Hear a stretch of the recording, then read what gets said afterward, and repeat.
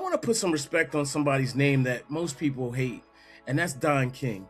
And the reason I want to put respect on Don King is because Don brought the marketing with the boxing. He put these incredible fights together that made us feel something. Jake Paul is giving those vibes, that marketing vibe, that hatred you have. If you hate me or love me, it doesn't matter as long as you buy tickets. I gotta push back on the Don King acknowledgement. Like, granted, like phenomenal marketer, promoter, but he came with a lot of bull.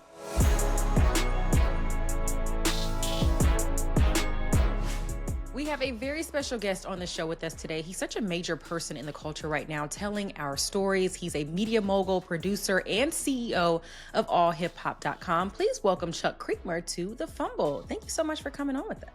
Thanks for having me, guys. I appreciate it. Yes, sir. What city you in right now? It looks like a hotel decor behind you. Where we at right now, brother? Oh man, I tried to hide it. I'm in a small town in New Jersey. There's nothing small about the state of Jersey though. We out here, you know what I'm saying, real heavy with it. Nah, shout out to Jersey. Nah, for real. All day. All day. Hey man, we know that you're a big boxing fan. There's been a couple of boxing stories that broke this week. One for me being that Terence Crawford has decided to walk away from the sport. Yeah. What are your thoughts on his legacy, his career, and do you foresee him kind of taking the Floyd Mayweather route and having a lot of exhibition fights in order to get that bag? Because he can't be done earning money.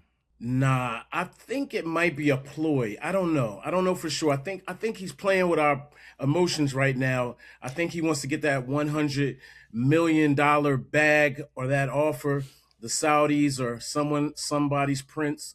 But as far as Terence Crawford, man, he's an all-time great. He's got more in the tank, obviously. He just beat Canelo. There's no question as to his star power as well. So there's a lot of things going for him.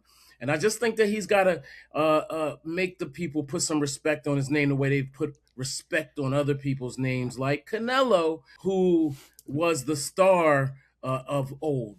You know what I mean? Yeah. So I love him, though. He's a black king, and, we need more of those. Do you think his 41-0 record is a stronger record than Floyd's 50-0? No, I can't say. I can honestly say that that's a big no. However, I wouldn't mind seeing him try to get that, that 50, 51. If he does, can he do it? I don't know. Will he do it? I doubt it. But it would be nice to see. Yeah, I was going to say, I know that Rodney just did a short on his retirement, and there were people in the comments going back and forth saying that they didn't think he was top 3 all time, even top 10. I was like, oh, okay. So who are your top 3 if you had to just...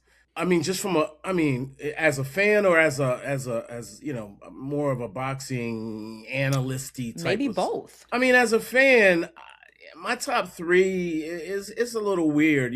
Ali, of course. Despite MAGA Mike in recent times, Mike Tyson is still... Mike MAGA? Yeah, big time. Really? Big time. Donald Trump supporter, yeah. That's my guy, but at the same time, recently it's been tough.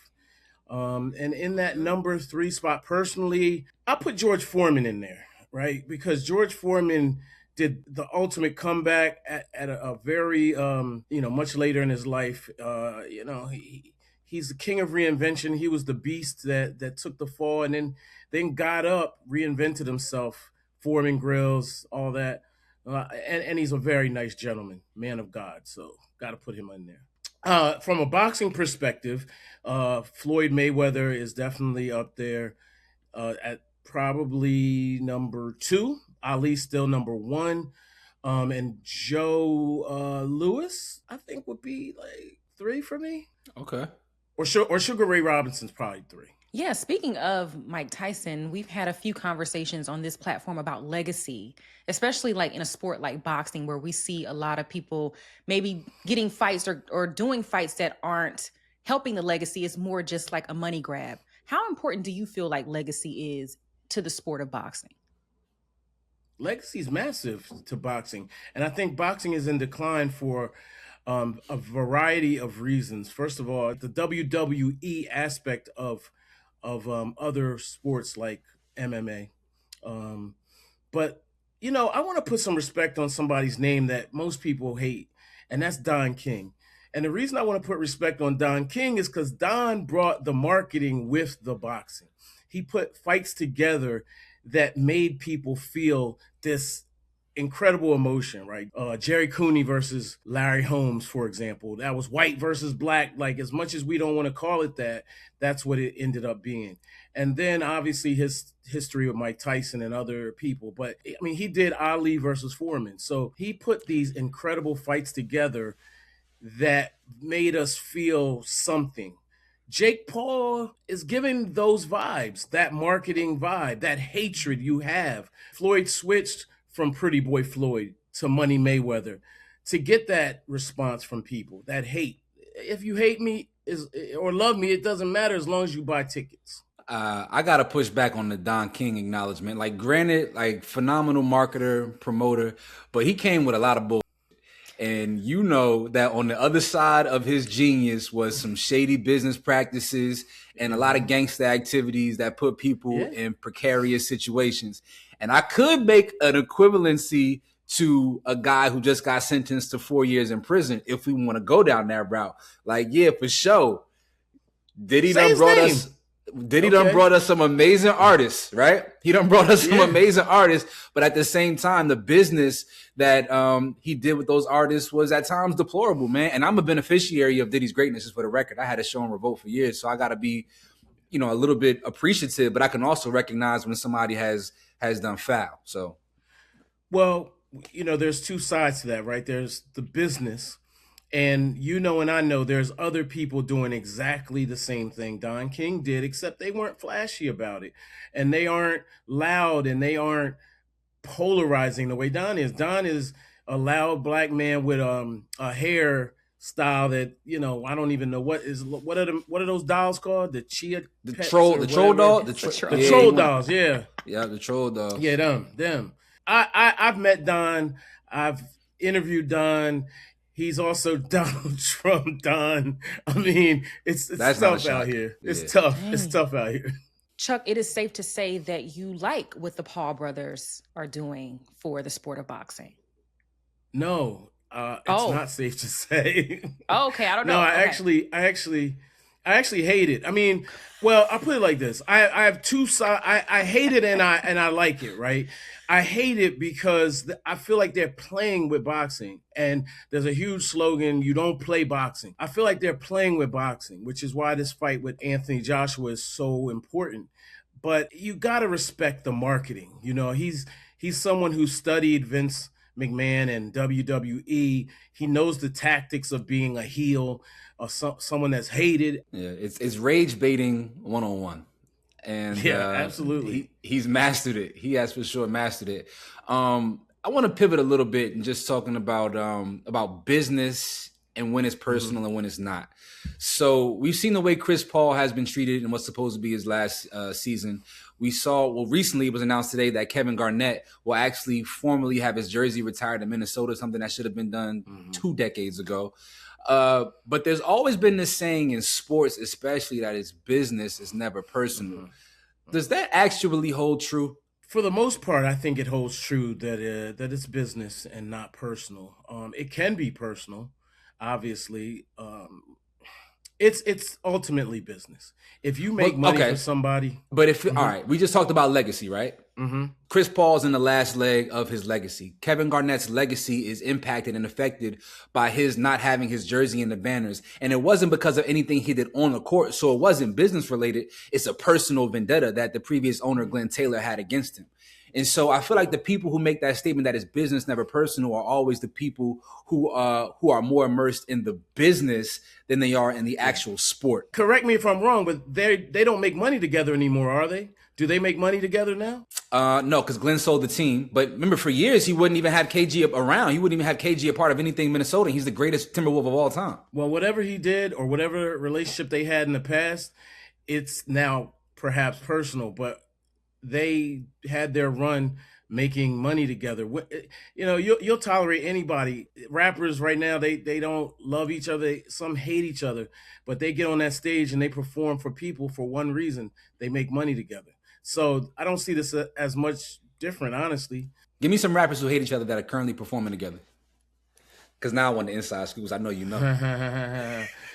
Well, I don't know. I mean, I recently interviewed Eric Sermon from EPMD. I know that might be before y'all's time.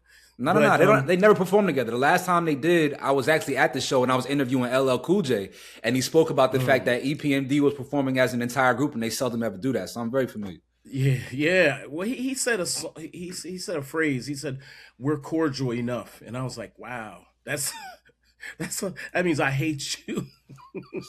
But I can get on stage and make money with you. Ironically, every one of their albums had business in it. Strictly business on. But yeah, and the others, like say Naughty by Nature, who have an amazing catalog, they can't get on stage together, and that's tragic for the fans. So. Is it Vinny and Tretch, or is it? It's, you know what? Let me not speak on other folks' business. Almost had you, bro. Jersey business. Almost had you. Yeah. Facts. Essex County, we out here. Sorry, Shamari, the Jersey thing be taking over sometimes. Good. I know. I see it multiple times. Shout out to all those gentlemen, though. I really missed the energy that they brought. I pray in 2026, which I think is like their 35th anniversary, maybe 40, something crazy, that they pull it together. You know, I'm really interested, Chuck, to know what is the craziest story, the craziest headline that you saw on allhiphop.com this week. Wiz Khalifa's going to jail for 9 months. Just happened just now. That just broke. Yeah, he got... What? Wiz Khalifa got caught smoking weed or with weed in Romania and got sentenced to 9 months in prison. So whether or not he serves that is another story. But yeah, he can't go to Romania, or he's stuck in Romania, something along those lines. But he's absolutely been sentenced to 9 months in jail. We gotta stop smoking overseas. We just gotta stop. It's not working out. The other, obviously, Jim Jones, 50 Cent, Mano, and the crew. I wish they would just stop so we can have our lives back.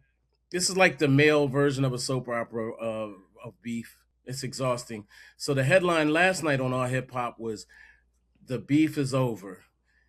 A few hours later, 50 Cent is like, "Nah, here's the audio from the landlord where Jim Jones stays, and he's messing with his everything, paused everything." I don't know. And 50 knows that it's marketing. Mano knows that it's marketing now. He said streams are up. People are looking at our podcast. They know about our podcast now. They might even be in cahoots for all we know. I used to run from beef with 50. Like, 50 mentioned AllHipHop one time, and I was so scared. I was like, "Oh God, please, no. This is the worst thing that could happen to me. Beef with 50. Now, I wouldn't mind it so much. I'd be like, all right, well, please say my name, because the algorithm's killing us right now. Okay, Chuck, before we let you go, I know that you're an Eagles fan. Let's just get right into it. What's wrong with the Dallas Cowboys? Damn. Yo, the Dallas Cowboys are cursed. Jerry Jones. I mean, that's it. Jerry Jones. You do right by me. Exactly. Exactly. Listen, I'm an Eagles fan, so I naturally, just like a fly hates a spider, I hate the Dallas Cowboys, and I can't not hate them. In fact, I have to really curb the hate, because I have really good friends who love the Dallas Cowboys. So the vitriol that I show, I have to put it in in the corner sometimes. However, once they are more or less eliminated from the playoffs, I had to let loose a little bit more, and some of my friends are upset about me. So what's wrong with the Dallas Cowboys? I think everything is wrong. I think that they have marketed themselves better than any other team, to the point where they're considered America's team. However, if you know the history of America, why would you think that these guys are America's team? I mean, I could go so deep, y'all. I don't even want to go there. The first Cowboys were black. Like, we could go there. Jerry Jones acts like a slave master. We could go there. Like, there's so many levels to the hate I have. I really just be like, don't do this right now, Chuck. Don't do it. At the root of it, the Eagles and the Cowboys are mortal enemies, and that's really it at the root of it. But there's so much more to say. Well, it's good to Shout out to them boys, though. It's good to see you policing what comes out of your mouth, man. That's healthy for you. Then I want you to live in the healthiest version of yourself, man. Before we get up out of here, never mind. Go ahead. No, go ahead. No, go ahead. No. I don't want to say nothing crazy. No. The way the finger came up, it felt like it's something that you should get off your chest. I'm not gonna lie. Nah. Let's just say I met a cowboy, and this was many years ago, and I was talking like I was about to do something, and I was like, "What are you doing right now, bro?" Like, in my head, I was talking to myself like, "What are you doing right now?" And I don't know what I be doing sometimes with these Cowboys people, because I know I can't beat no athlete. Why you think that? You know what? Real quick, I didn't mean to go down this path, but we're here now. You think because somebody is an athlete, they can fight? I know they're stronger, but you're right. That chin, is a different story. You're right. There's some professional athletes I get busy on. Pause. But like, I say, with the hands. Pause again if necessary. Yeah, I don't think. Yeah. I just think like people have this perception in their head that because somebody is a professional athlete, that they just inherently have more physical ability when it comes to fighting. And I don't think that's true. And I'm not little. I'm 6'2", 210 pounds. So I'm kind of like built like a DB, low key. I don't really have a problem with a good squabble if necessary. Same Samaria, here, man. why are you making that face? Because I want to know who you think you can fight. No, I'm just curious. Oh, ooh, that's a who great can you beat? question. Who can you beat? Oh, in the NBA, I'm dog walking a lot of cats. Like it's not even NBA guys. Now, granted, it's Isaiah Stewart from the Pistons. I wouldn't, no problem with him. You know what I'm saying? Too big of a guy. And crazy. On the court. We don't know what he's like off the court. But anybody that's like 6'3", 6'4", and under. Okay, say for instance, could you go toe-to-toe? Would you go toe-to-toe with Ja Morant? Yes. Slight work. I wouldn't have no problem with Ja Morant. Ja Morant? No. He's too little, one. And then two, I think that his private school background, he ain't really have... Yeah. I think he went to a good public school. I don't think he actually went to a private school. But I would never want to have a violent moment with another black man. Let me just go on record in saying that. We just talking hypothetical. I have no desire to be in any kind of fisticuffs or any moment of violence with anybody who is a brother to me. Chuck, anything else you want to plug with AllHipHop? What's going on with the direction of the company? What can we look forward to in 2026, my brother? Go Birds. Before I do any of that, go Birds. Shout out to the Eagles. Shout out to my man Jalen Hurts, who gets way more crap from the media than any other elite quarterback. I think it's crazy. I don't know why. It's because he's not elite, though. It's because he's not elite. Crazy. Who's your team? I don't have a team. I don't have a team. You don't have a team? You don't have a football team? I retired. It was the Giants. I retired from having a football team post Kaepernick. Post Kaepernick, I don't have a team. Okay, whatever. Listen. Anyway, go Birds. Jalen Hurts, unfortunately, is a victim of racism, systemic racism and bias in media and sports. His stats thus far are comparable to Tom Brady, period. Just look it up. They're comparable to Tom Brady. Now, I'm not saying he's as good as Tom Brady, but they are very, very close. Very close. Chuck, I can't let you do this. I can't let you do this. I'm Look sorry. at the numbers. I can't. No, I don't have to look at nothing. No. Numbers don't tell the story, and that's why he's got more Super Bowls. That's the key differential. No, he's got more greatness. He has more everything. Like, what do you mean? Tom Brady's the greatest quarterback of all time. We're not going to compare Jalen Hurts, who's not even a top 5 quarterback in the league right now, to the greatest of all time. Like, let's not be ridiculous. I'm not being ridiculous. I'm saying, look at the numbers. What else do you have? It's not how you feel. It's not what you've been sold.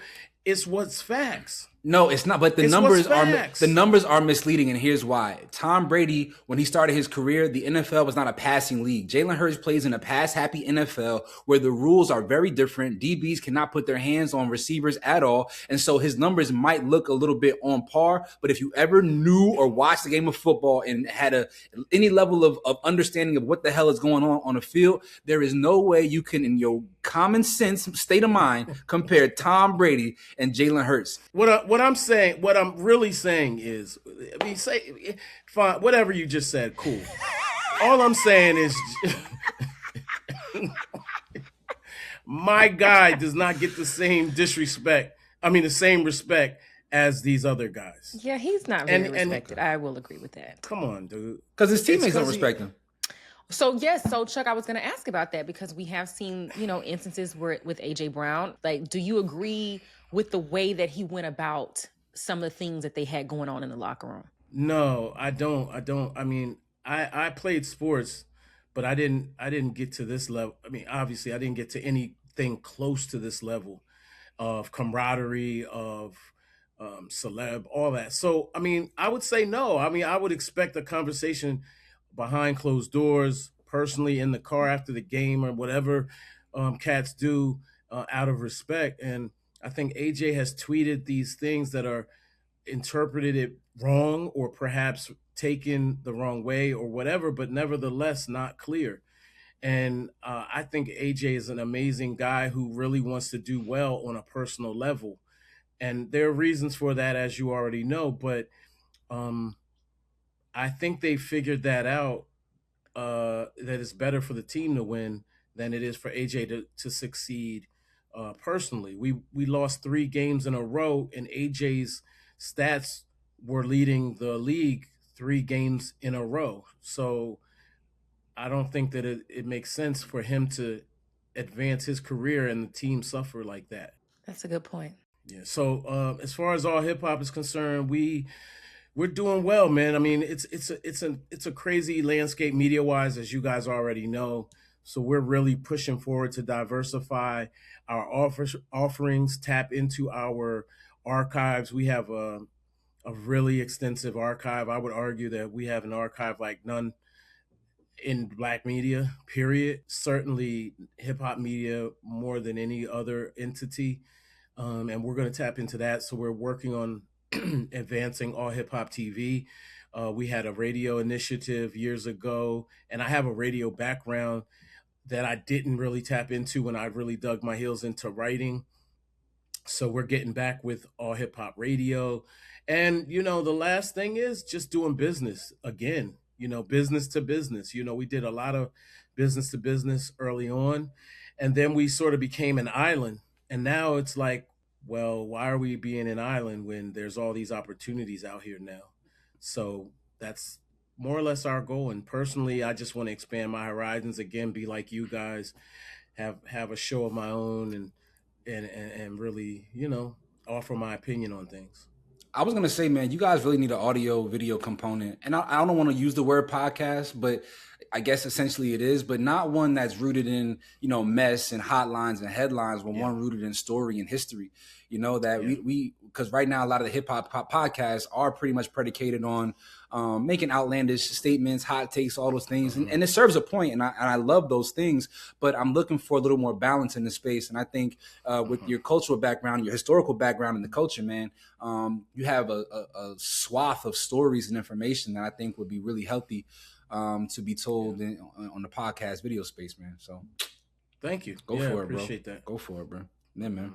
Well, we appreciate you, man, mostly outside of the Tom Brady and Jalen Hurts comparison. I thought this was a very compelling conversation, but as you get older, sometimes your brain, it goes a little awry, and you have moments like that where you say nonsense and dribble out your mouth a little bit. But thank you, Chuck, man. It's always an honor and a privilege. Thanks a lot. Black man. We appreciate you.